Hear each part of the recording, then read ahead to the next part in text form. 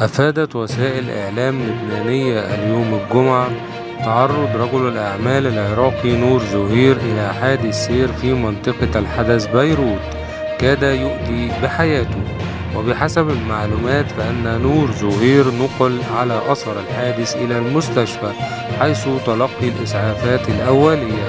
وأظهرت الفحوصات تعرضه إلى إصابة بالغة في العمود الفقري والعنق والقفص الصدري، إضافة إلى ردود عدة في الجسم والرأس والرجلين. وكان من المقرر أن يحضر نور زهير وهو المتهم الأول بسرقة الأمانات الضريبية في العراق، أو ما تعرف إعلاميا بسرقة القرن، إلى المحكمة الجنائية المركزية في بغداد لمحاكمته في يوم 27 من الشهر الجاري.